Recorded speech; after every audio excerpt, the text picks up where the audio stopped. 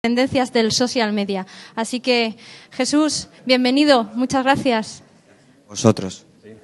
Hola, ¿tenéis micro todo? Toma. Sí. Gracias.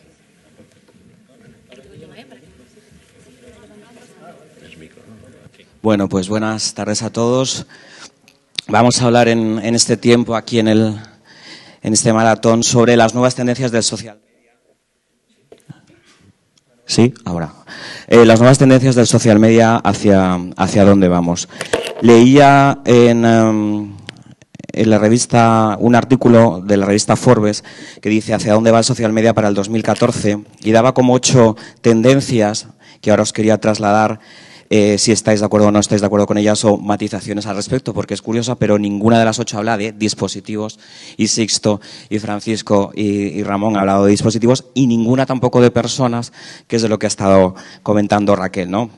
Una de esas tendencias, dice, es la inversión en social media será una necesidad, ¿vale? Que Google Plus irá ganando terreno, sobre todo gracias al AutoRank, que el poder del contenido gráfico en 2014 va a tener un crecimiento Pinterest, Slideshare o Tumblr, el auge del microvídeo gracias a Instagram y a Vine, el fin de Foursquare, dicen que el año que viene va a ser el fin de Foursquare, gracias a las acciones de geolocalización pues de otras plataformas como Instagram o Twitter, la vuelta de MySpace, ¿vale?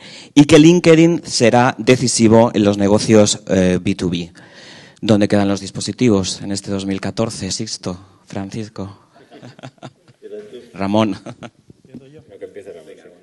Bueno, antes te estaba enseñando, mientras hablabas esto, una noticia que leí ayer, que era que el 38% de los niños menores de 2 años usan dispositivos, usan smartphones. O sea que, evidentemente, creo que hay mucho futuro. De todas formas, quizá es que muchas de esas cosas que has comentado no están reñidas con los dispositivos. Por ejemplo, eso que dices, LinkedIn, Pinterest, Instagram, todas esas cosas, yo creo que mayoritariamente se están usando desde dispositivos, con lo cual quizá la tendencia es a que todo eso se produce precisamente por los dispositivos, yo creo. Sí, al final yo creo que lo más importante es la herramienta, la plataforma, el contenido, independientemente del dispositivo donde accedas, ¿no? Al final es lo importante. Yo creo que si algo es móvil, son las redes sociales. Más que en cualquier otra cosa. O sea, ¿por qué? Porque es que en el móvil llevas una cámara integrada y en el ordenador no. Porque en el móvil llevas un GPS integrado y en el ordenador, en la mayoría, no. Es el gran amigo de las redes sociales. Si Instagram no tuviese web, no pasaría nada. O sea, absolutamente nada. Si Twitter no tuviese web, no pasaría nada. Y entonces, como tuiteas en caliente, pues muchas veces en caliente no tienes un ordenador a mano. Porque la azafata de Iberia te ha tratado mal, como a mí me trata muchas veces Iberia, y entonces pues ya en caliente le pones un tuit. Pero luego te vas a casa, te enfrías y no tienes el móvil, o se te acabó la batería del móvil y ya te olvidas. Las redes sociales son 100% móviles. Y las redes sociales, Raquel, son las personas. ¿Cómo quedan las personas en esas tendencias hacia el 2014? Bueno, yo creo que una cosa que es básica y que ha salido, no sé si en todas las ponencias, pero prácticamente en casi todas, es la palabra contenido. O sea, contenido, y lo que genera el contenido es obviamente las personas, no solamente porque hemos pasado ya más allá de la sociedad de la información y estamos en la sociedad del contenido, sino porque es que somos nosotros los que generamos ese contenido. Y además, ya no solamente el contenido, sino el contenido de calidad. Es más, yo estoy muy de acuerdo con Dolores Vela, me imagino que muchos los conoceréis, en el que incluso hay una diferenciación dentro de los social media. Yo diferenciaría entre las redes sociales y las redes de contenido. Quiero decir, las redes sociales serían el Twitter o el Facebook, las redes de contenido sería un blog o el Slideshare, por ejemplo, ¿no?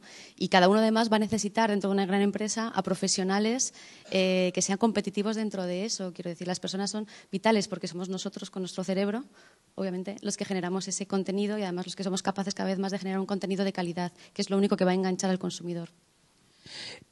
Yo creo que el año pasado o años anteriores se habló mucho del concepto de transmedia, que obviamente encaja perfectamente en los dispositivos de lo que hemos hablado y, por supuesto, en las personas. Ya no se habla tanto de transmedia, ¿porque es obvio o porque realmente no existe el transmedia? Sisto, por ejemplo. Bueno, yo lo último que he escuchado respecto al tema del contenido y a la adaptación del contenido y a integrarlo en distintos medios y adaptarlo y el responsive design y demás, es que hemos pasado del content is king, o sea, del contenido es el rey, al context is king. O sea, por eso me ha llamado mucho la atención que hayas dicho que uno de los pronósticos es que desaparezca Foursquare. Porque Foursquare tiene mucho que ver con el contexto. O sea, está lloviendo, estamos aquí, son las 7 de la tarde y tenemos hambre. Entonces hay que buscar un sitio para merendar. Y si alguien ha estado en ese sitio para merendar, eso tiene mucho valor, porque es el contexto. La revista Wired, el número de diciembre, que está muy bien, hace las predicciones para el 2014 y trae muchas predicciones en este sentido. Transmedia, la verdad es que es algo obvio, es como una obviedad. O sea, ¿vas a dar el mismo contenido en la pantalla grande que un dispositivo de bolsillo? Pues si lo haces es que eres tonto. Entonces, no tiene ningún sentido. Pero, aún así, la gran mayoría de las empresas no tienen webs preparadas ni aplicaciones preparadas para dispositivos móviles. Y dices, pero si es alucinante. Si el 30% de las búsquedas de Google son desde un dispositivo móvil. Si haces la cuenta por número de españoles, por búsquedas al día, te salen miles de millones de oportunidades de negocio al mes. En España, tiradas a la basura. Gestorías, abogados, formación, yo qué sé, lo que busca la gente. Pues pon que la mitad sean oportunidades de negocio tiradas a la basura. ¿Quieres comentar algo, Francisco? Sí, que al final lo importante es adaptar el contenido al medio, porque muchas veces cuando nosotros buscamos información la podemos buscar de diferentes formas, ¿no? O sea, lo importante es que esté la información, porque luego ya las diferentes formas de acceder a ella, pues bueno, pues en un momento determinado, si quieres un móvil con inmediatez, lo vas a hacer. Si estás directamente en tu casa sentado o en tu despacho o en tu oficina y quieres acceder, vas a acceder a través de tu ordenador personal, ¿no? O sea, que depende también del momento donde estés, pero fundamentalmente, claro, el momento de ocio es donde más puedes generar actividad, ¿no? Pero bueno, yo creo que al final vivimos un mundo digital, eso es claro. Y yo comentaba en la ponencia que es que desde que nos levantamos. O sea, que al final todos los dispositivos serán buenos. Y algunos terminarán más o menos desusándose, ¿no? No desapareciendo, desusándose. Sí, yo, ya que estamos hablando de móviles, también voy a mi libro. El tema de las personas con discapacidad es curioso porque a día de hoy, pues yo comento aquí de cómo hacer una web más accesible, etiquetar y todo eso, y la realidad es que muchas personas están tendiendo hacia el móvil, quiero decir, personas ciegas, están tendiendo hacia el móvil y hacia este tipo de dispositivos porque precisamente esa simplificación que tienen las interfaces móviles a veces hacen que sea mucho más fácil el utilizar muchas páginas web o muchos servicios a través del dispositivo móvil que a través de una web completa con todas sus parafernalias que al final lo que hacen es meter ruido. Por ejemplo, el caso de Twitter, yo creo que bueno, hay algunas aplicaciones para escritorio que pueden ser más o menos accesibles, pero es que es infinitamente más accesible en el caso de los dispositivos móviles que en cualquier otro medio. Iba a hacer una referencia, ahora mismo hay en change.org abierta una petición para que Facebook se haga accesible. Solo lleva 1.900 firmas. Os invito a que entréis y firméis en Change para que las personas con discapacidad visual puedan tener acceso a Facebook sin barreras. Raquel, hablabas antes de que del tema de la formación, es decir, siempre nos encontramos con esa gran barrera que la empresa muchas veces no invierte en formación hacia sus trabajadores. Muchísimas veces tienes razón. Curiosamente, un artículo del miércoles en Tecnautas hablaba de las nuevas profesiones que va a generar este 2014 o estas nuevas tecnologías. Yo algunas no las había oído en mi vida, pero bueno, comento: arquitecto de realidad aumentada, diseñador de contenidos web 3D, gestor de robots, diseñador de nubes, controlador de drones, diseñador de fabricación aditiva, esto sí que no lo había oído yo en mi vida, y ingeniero de objetos inteligentes y programador de tecnología áptica. ¿Por qué la empresa no invierte en sus trabajadores de cara a las nuevas tecnologías? Es más, ¿por qué no se fomenta que los trabajadores en su empresa participen de las redes sociales? Pues porque están a por uvas todavía ellos mismos, básicamente intentando ver cuál es la estrategia que deben de servir para reactivarse. Hablo, por supuesto, generalizando un montón. Hay empresas que es una pasada cómo se han actualizado en España. Pero la gran mayoría, no hablo de las pymes, de las chiquititas, porque obviamente cuando equipo más pequeño y gente más innovadora y equipos más transversales, lógicamente todo es más rápido y funciona mejor. En las empresas más grandes, que son más piramidales y son más jerárquicas, todo va muchísimo más lento.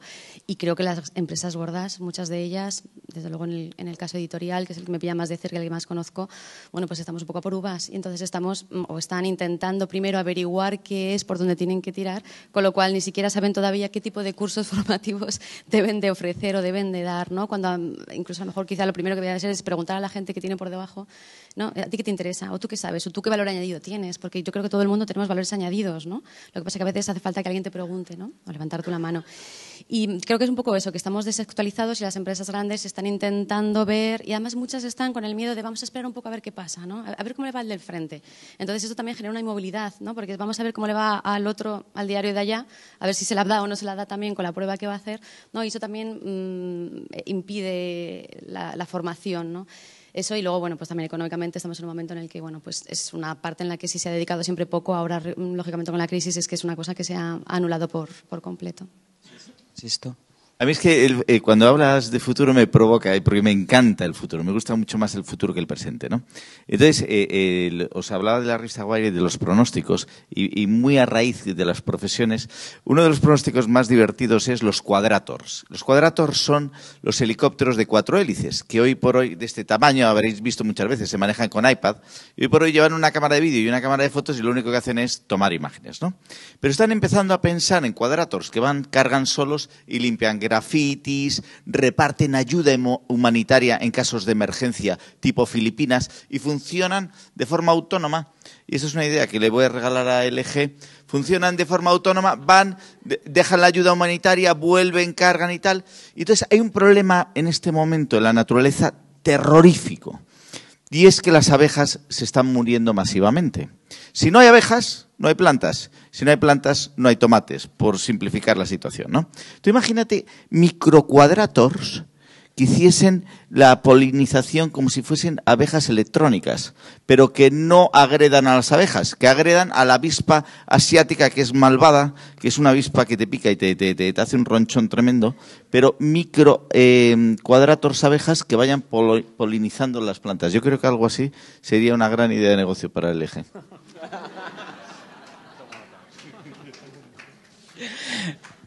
Sí, bueno, llámame anticuado, pero prefiero las abejas de verdad. De todas formas, no es mala idea y la NSA seguro que recoge muchas de tus ideas. ¿Qué te quería decir? Por cierto, me encanta el trabajo ese de diseñador de nubes. Es que es fantástico. Decía Raquel que las empresas tienen miedo.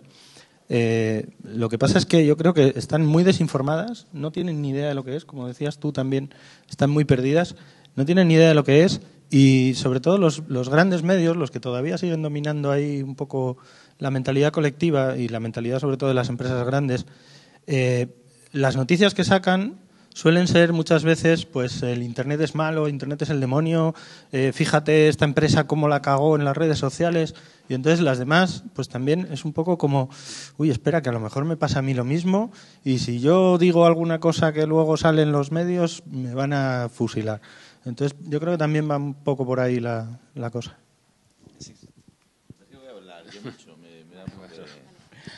Es que parece ser, dicen los psicólogos, y yo creo que aquí la más leída es Raquel, que quizá nos lo pueda confirmar.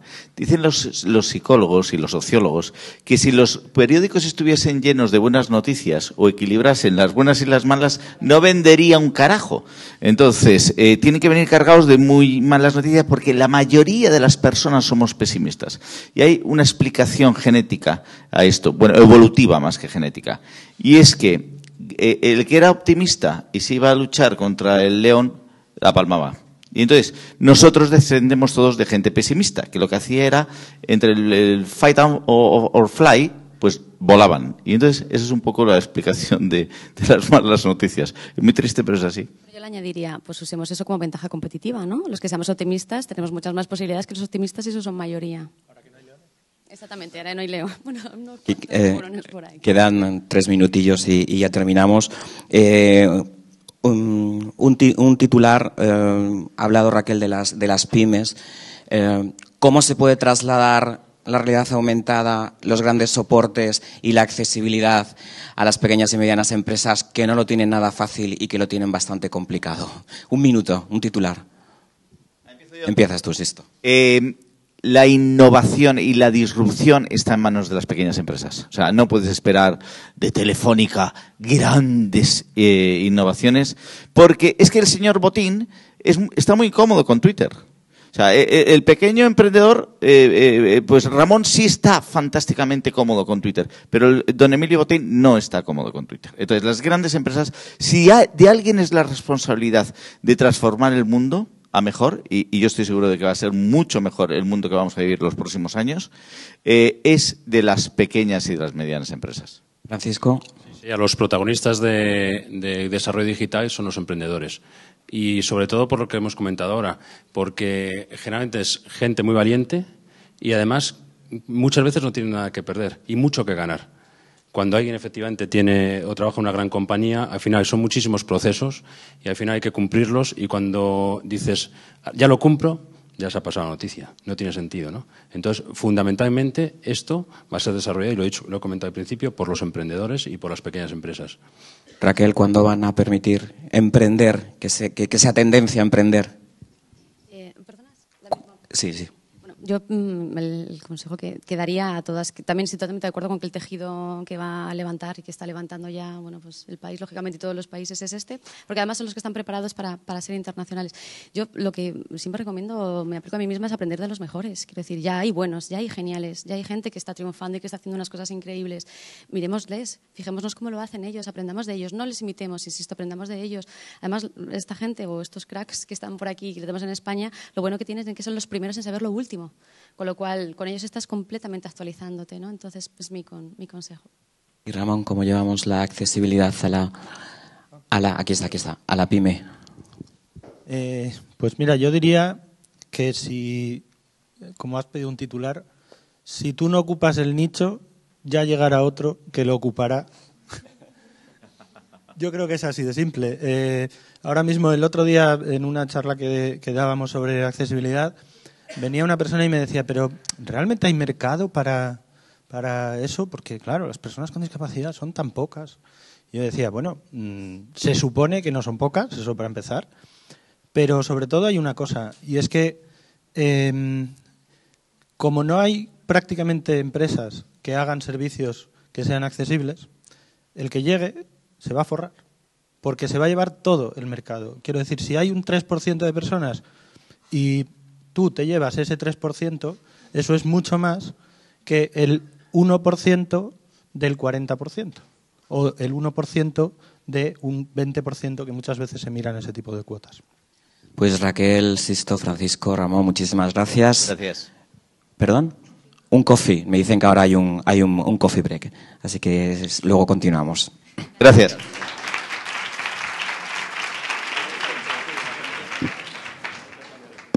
Hasta las 6 de la tarde tenéis